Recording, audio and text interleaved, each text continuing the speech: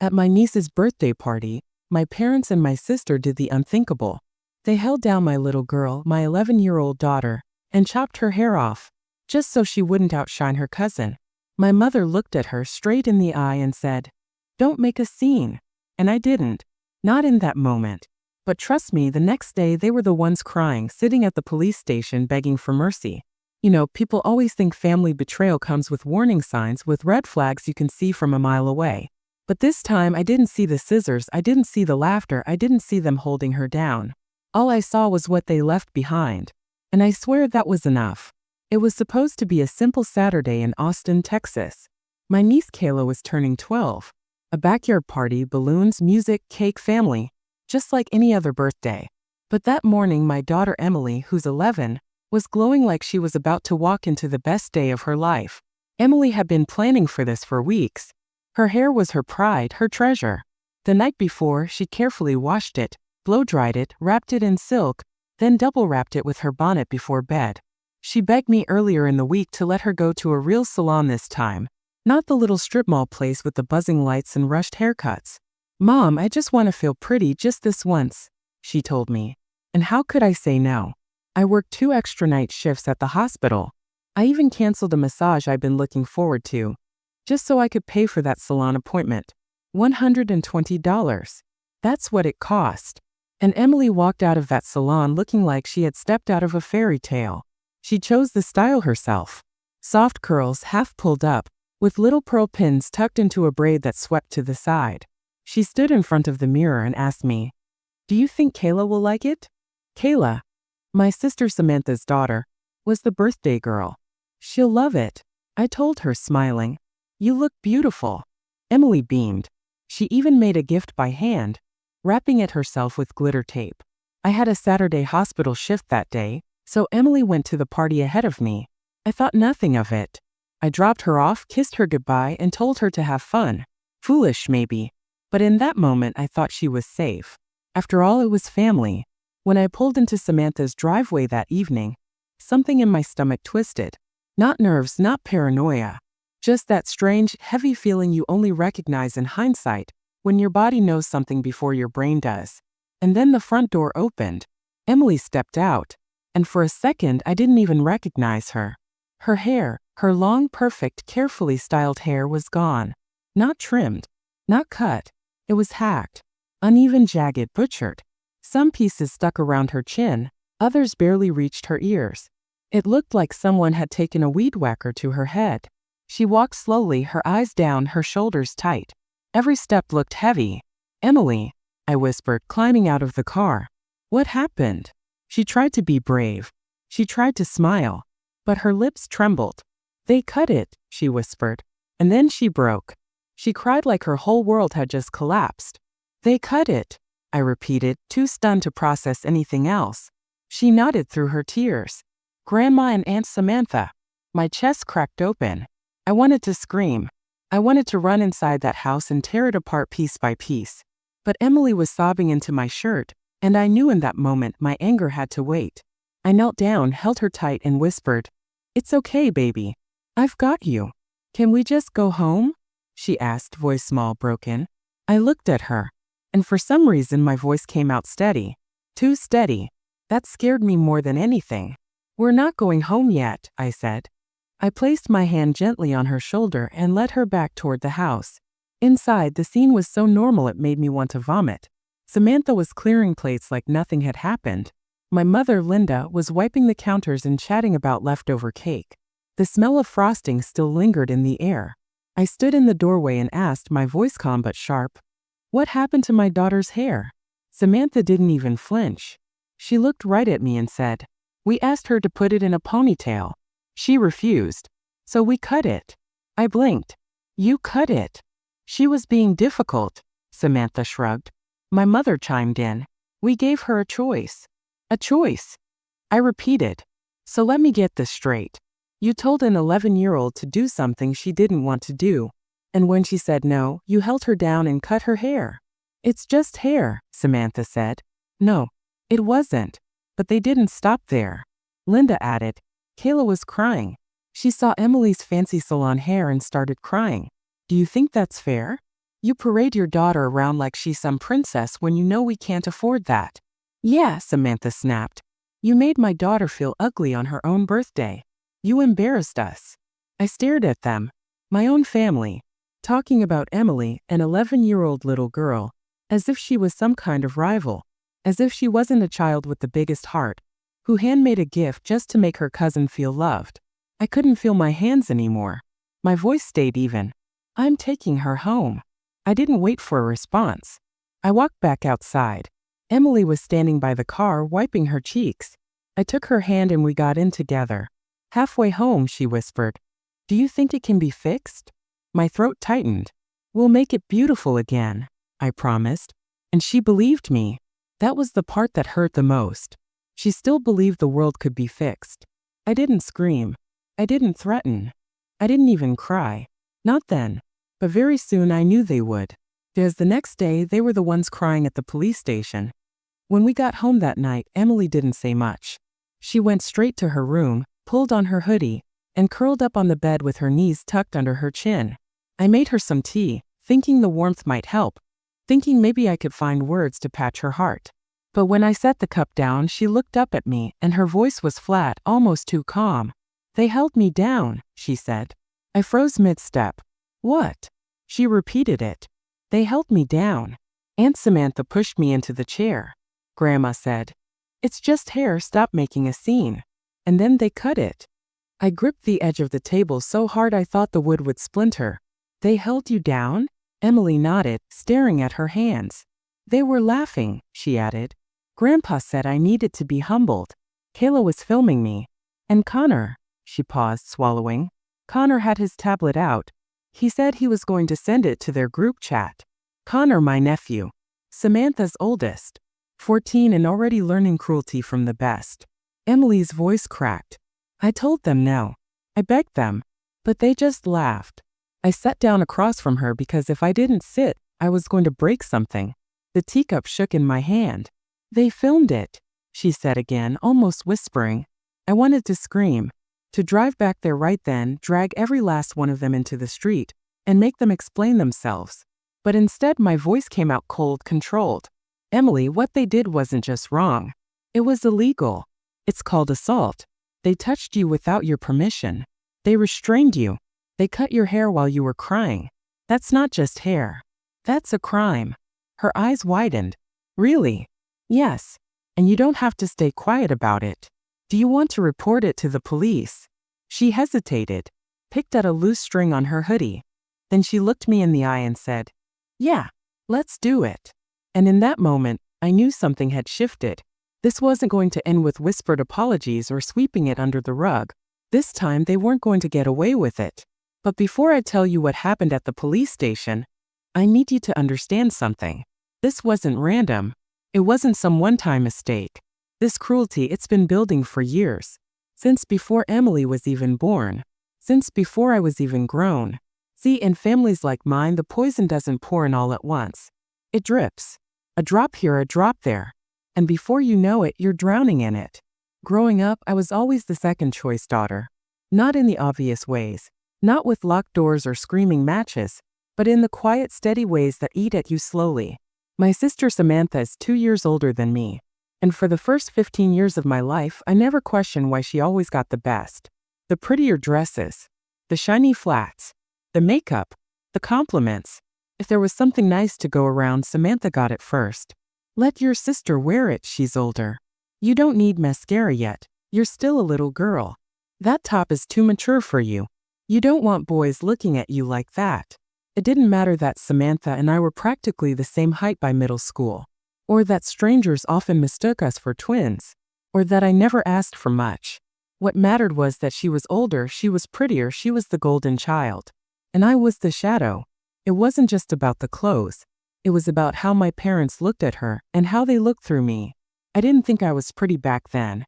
I liked video games, fantasy novels, messy ponytails that fell apart halfway through the day. I wasn't trying to impress anyone. But somehow that was the problem. Because nothing threatens a girl who's desperate for attention more than someone who gets it without trying. And Samantha, she hated me for it. She never said it out loud, but I saw it in her eyes. Every time a boy noticed me before her, Every time someone mistook me for the older sister. Every time I made someone laugh without effort. She'd twist it around and make me feel guilty, like I'd stolen something from her just by existing. I remember once I was 14. Samantha was 16. We were getting ready for a wedding. She stormed into my room, mascara smudged, eyes blazing. "Why are you wearing that dress?" she demanded. I blinked. "Because it's the only one that fits me." "Did you do something to your hair?" "No. I washed it." The way she looked at me, you'd think I'd committed a felony with Pantene shampoo. "Don't you dare talk to Brandon tonight," she snapped. Brandon, the boy she had been obsessed with for 4 years. The one she whispered about in journals, doodled hearts around in her notebooks. He liked football. And apparently he liked me too. Not that I liked him back. I just had one conversation with him about a book we both enjoyed. That was enough for Samantha to declare war. Later that night, my mom pulled me aside. "Couldn't you have worn something less flashy? Your sister was really upset." "That dress? It was gray. Plain gray.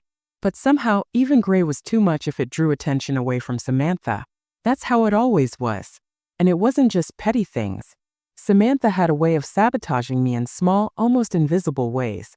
She'd accidentally hide my makeup bag. Forget to tell me about a dress code change at school.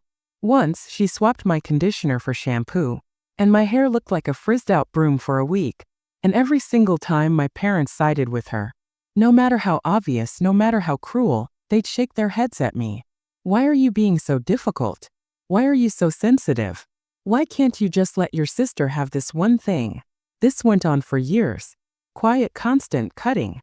So when I finally grew up, when I clawed my way through med school and residency, when I bought my own house and married a man who treated me with respect, I thought I had escaped it. I thought success would finally tip the scales. And when Emily was born, I promised myself it would be different for her. She would have what I never had. Choice, freedom, respect. But I was wrong. Because my family didn't change. They couldn't. They carried that same poison forward. I started noticing it when Emily was little. She'd show up at family dinners in an outfit she loved, and my mom would purse her lips. "Don't you think that skirt's a little much for a child?" Samantha would make snide comments right in front of her. "Wow, Emily, that's a lot of hair for your age. Do you always wear lip gloss to school?" Emily wasn't even wearing makeup. Just clear gloss glitter clips in her hair. But the tone was always the same. "Don't stand out. Don't shine. Don't make Kayla look small." And Kayla, she absorbed all of it. She mimicked her mother's jealousy like it was gospel. I remember one barbecue. I caught Kayla whispering to Emily in the hallway. I didn't hear it all, just the last words. "You think you're so special, just because your mom lets you go to the salon." Emily didn't tell me the rest, but the way she looked that night, smaller, quieter, I knew enough. I should have seen it coming. I should have known it ran deeper than I wanted to admit. But I told myself it was petty. Kids being kids. Siblings being siblings. I told myself it wasn't dangerous. Until that birthday. Until Emily walked out of that house with her hair hacked off. Until I heard her say the words. They held me down. That was the moment it all clicked. This wasn't about discipline. It wasn't about a misunderstanding. It was punishment. For standing out. For being beautiful. For shining in a place where she was supposed to stay small. They saw in Emily the same thing they hated in me. And they came for her. And I'll be damned if I ever let them win again. The next morning, Emily came downstairs with her phone in her hand. Her eyes were puffy, her voice was quiet. But her hand didn't shake when she slid the phone across the table. "Look," she said. Picked it up. And there it was. The video. Kayla must have posted it to her private Snapchat story, not realizing someone would screenshot it and send it back to Emily. And God, I wish I could erase it from my mind. My daughter, my baby, sitting in that chair.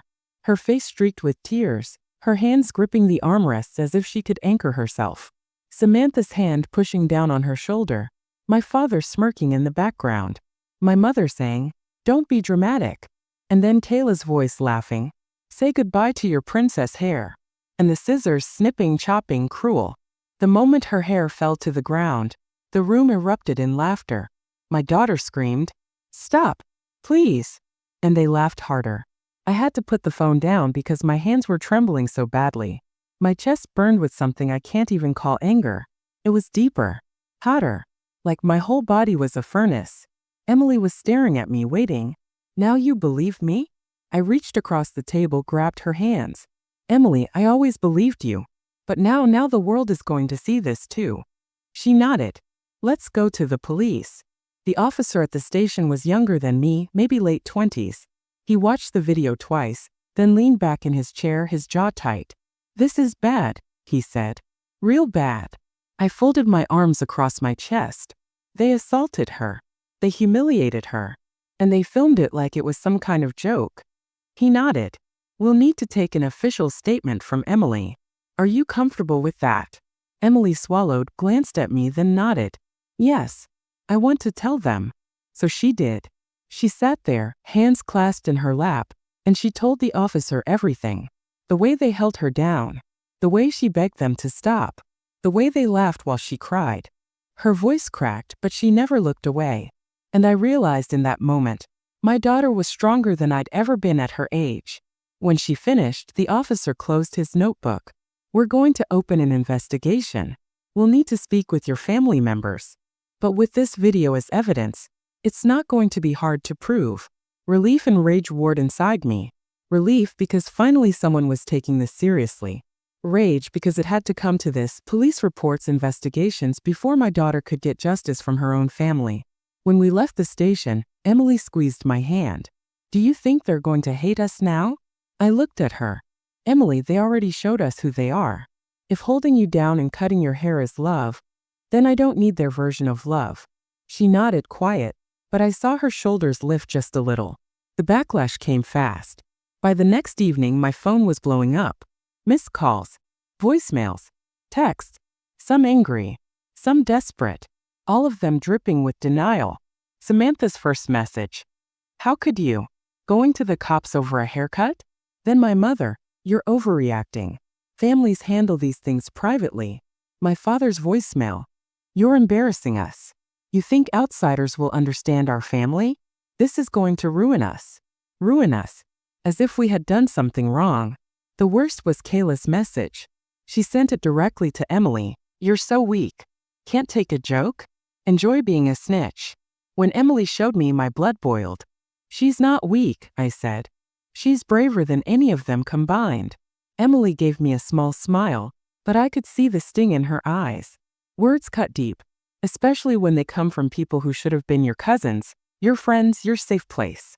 I wanted to block them all, shut every door, but part of me wanted them to keep talking. Every text, every voicemail, every ugly word, they were digging their own grave. And that's when I realized something. For years they twisted the story. Made me out to be difficult, dramatic, too sensitive. Every slight, every cruelty they brushed off as just family stuff. But this time the proof was undeniable. The video didn't lie.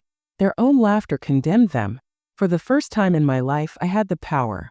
A few days later we got a call from the detective assigned to the case. He confirmed what I already knew. They'd interviewed Samantha and my parents. Their story was falling apart. They're downplaying it, he said. Calling it a prank. Saying Emily's exaggerating. But with the video, that defense isn't going to hold. I felt a strange mix of satisfaction and nausea. Satisfaction because justice was moving forward. Nausea because these were the people who raised me. The people who were supposed to love me. And they were willing to lie, even now, even when it meant betraying their granddaughter. That night, Emily asked me something I didn't expect. Mom, did they ever do stuff like this to you? The question pierced me. I hesitated, then nodded slowly. Not like this, but yes. They cut me down in other ways.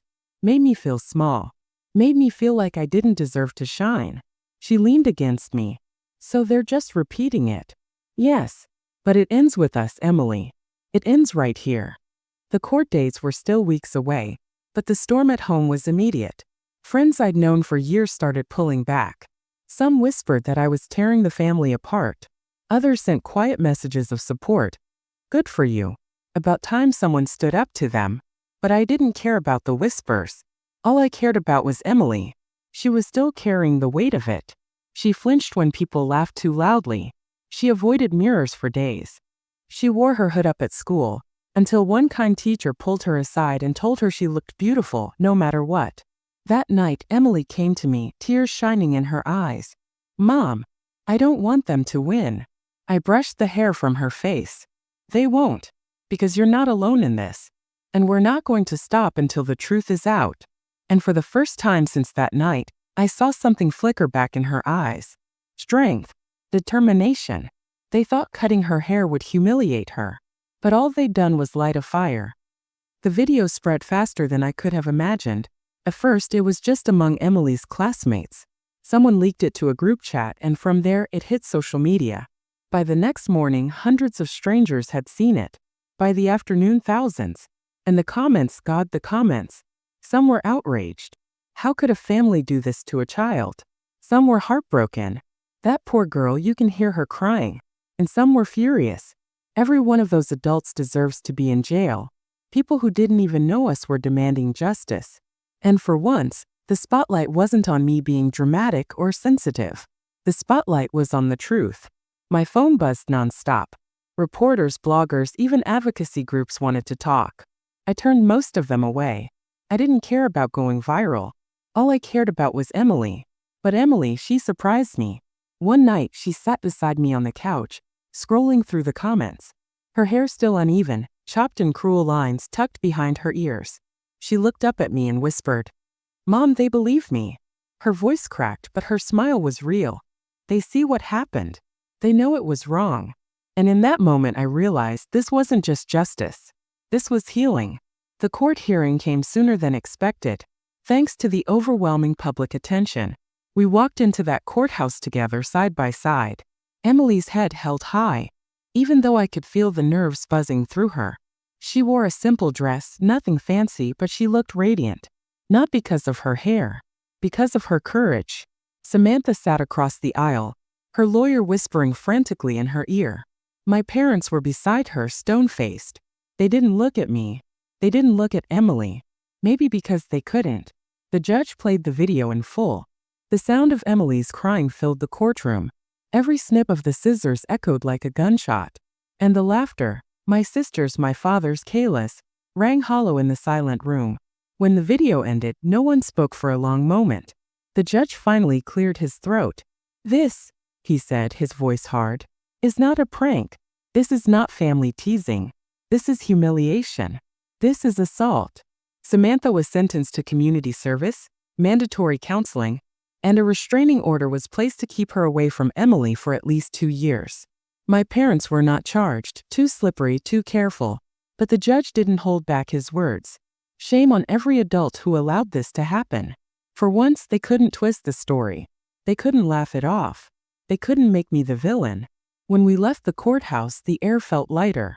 Emily squeezed my hand and whispered, "It's over." I smiled at her. "No, baby. It's just beginning." A week later, I booked an appointment at a salon downtown. Not just any salon. A place I knew specialized in transformation cuts. Turning broken, uneven hair into something beautiful. When we walked in, the stylist, a kind woman named Mariah, took one look at Emily and crouched down to her level. "Sweetheart," she said softly, "you've got the strongest hair I've ever seen. And today we're going to show the world just how strong you are." Emily beamed. It was the first genuine, carefree smile I'd seen on her face since that awful night. As Mariah worked, she explained every step. She trimmed away the jagged edges, shaped the pieces into layers, brushed out the harsh cuts until the hair flowed naturally again. Emily sat straighter and straighter with every snip. When Mariah spun her around to face the mirror, Emily gasped. Her hair wasn't long anymore. It was shoulder-length, soft, and styled in waves that framed her face perfectly. But it wasn't just about the hair. It was about the girl staring back at her. She looked confident. She looked proud. She looked free. Emily touched her hair and whispered, "I love it." I felt my throat tighten. "You look beautiful, Emily. You always have." She turned to me with tears in her eyes. "They didn't win, Mom. They thought they could take something from me, but look, I'm still me." I hugged her, right there in the salon with scissors and hair clippings scattered around us. "You're more than you've ever been. You're unbreakable." That night, Emily posted a picture of her new haircut. Not to hide, not to beg for sympathy, but to reclaim her power. Her caption was simple. "They tried to shame me, but I'm still standing. stronger than ever. Within hours, the post was flooded with support. Classmates who had stayed silent before now left comments cheering her on. Strangers messaged her with encouragement. Some even shared their own stories of being bullied or mistreated by family. Emily read them all, her eyes shining. "Mom," she said, "I'm not the only one. There are so many people who went through stuff like this." I nodded. "And now you're showing them that healing is possible." The weeks that followed weren't perfect. My parents cut me off completely. Samantha tried to paint herself as the victim online, but no one bought it. Kayla deleted her accounts after being flooded with criticism. And me? I finally stopped caring about their approval. For years, I carried the weight of their judgment. For years, I believed their version of me, that I was too sensitive, too dramatic, too weak. But watching Emily fight for herself, watching her rise above the cruelty, taught me something. I wasn't weak. I wasn't dramatic. I was a mother who refused to stay silent. And that was my strength. On Emily's 13th birthday, a few months later, we lit candles on a homemade cake. Just the two of us. No toxic family, no fake smiles, no forced laughter. She closed her eyes, made a wish, and blew out the candles. When she opened them again, she looked at me and said, "This was the best birthday ever." And in that moment, I knew she was right. Because birthdays aren't about crowded rooms or staged celebrations. They're about love, safety, and the people who truly see you. Emily's hair had grown a little longer by then, falling just past her shoulders. But even if it hadn't grown at all, she would have been just as radiant. Because her strength, her courage, her fire, they were untouchable. I looked at her, my heart full, and thought they tried to break us. Instead, they built us stronger. And that's how I knew we had finally won.